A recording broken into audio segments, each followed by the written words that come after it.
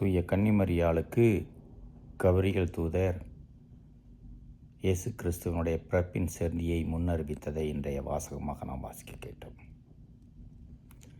அன்னை மரியாவை நோக்கி தூதர் சொல்கிறார், அருள் நிறைந்த வரியே வாழ்க,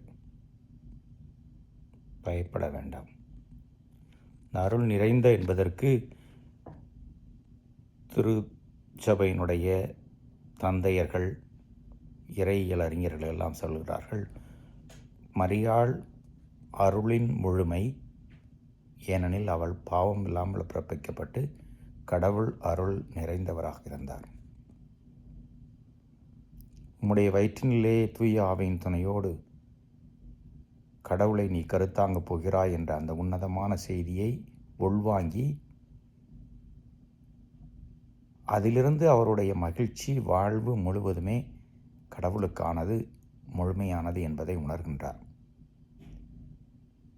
ஏற்கனவே தனது கீழ்ப்படிதனால் உயர்ந்த இடத்திற்கு சென்றவர் முழுவதுமே 100% கடவுளுக்காக வாழ்கிறார்.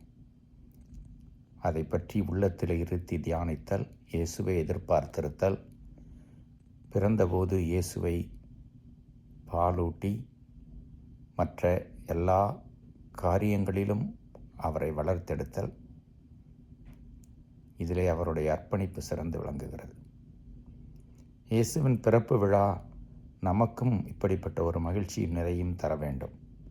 இதை ஏற்றுக்கொண்டால் இயேசு நமக்காக, எனக்காக, உங்களுக்காக வந்தார் என்பதை உணர்ந்து கொண்டால் நாமும் கீழ்ப்படிதலால், தாழ்ச்சியினால் மகிழ்ச்சி நிறைந்தவர்களாக மாறிவிடுவோம்.